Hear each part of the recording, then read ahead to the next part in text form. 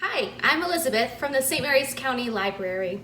I don't know if you guys have noticed, but lately it's gotten kind of hot outside. So the coffee drink that I'm going to make for you today is a nice cold coffee drink. This is one that I've sort of mixed two recipes together and changed it a little bit, so I've sort of made up my own thing here. I'm gonna call it a white chocolate whipped coffee. So the coffee's not whipped. Actually, what did we say?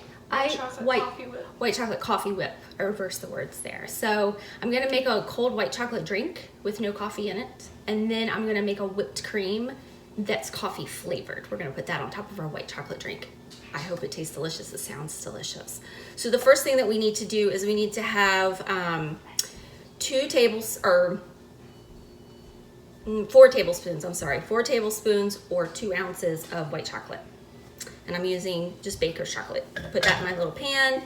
And then I need to do some sugar, and we've got 4 teaspoons of sugar. I'm gonna pour that in there. And then we've got a total of 1 1/4 cups of milk, but I'm actually just gonna put about half of that in there. And so I'm gonna pour that in. And then what we're gonna do is we're gonna melt the chocolate. We're gonna warm all of that over medium heat. We'll stir kind of regularly. Once we get that melted, we'll finish the drink up, and then we'll go to our next step.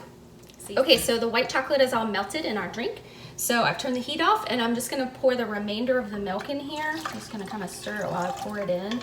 And then I'm going to set this aside and let it cool while I make our coffee whipped cream. Oh, I'm so excited about this.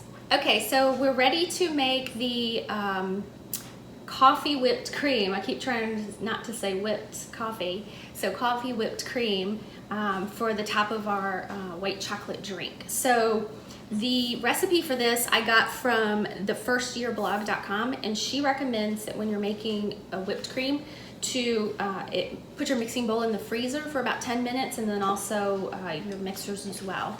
So have had these in the freezer. They're nice and cold, and that I guess just helps the whipped cream to form up a little bit better. So what we need is our 2 cups of heavy cream. Can you get that out of the refrigerator for me, please?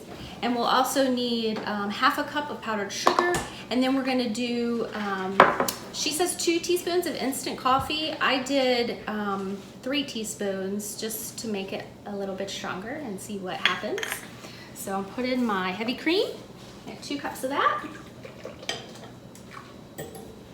Put in my powdered sugar.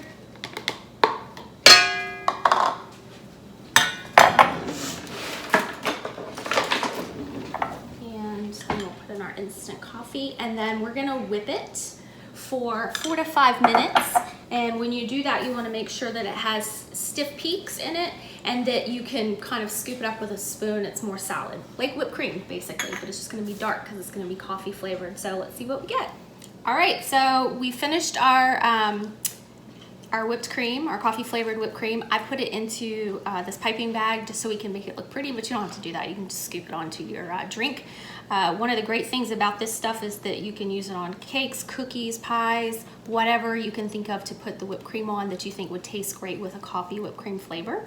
So I have put a little bit of ice in my glass. I filled it up with my white chocolate drink, nice and cold now, and I'm just gonna fill this up the rest of the way with my coffee whipped cream. Now I want a really good coffee flavor, so I'm gonna put a lot on there.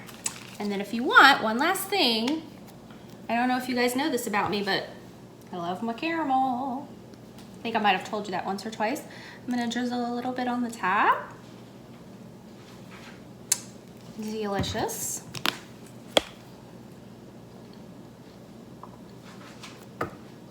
And there you have it.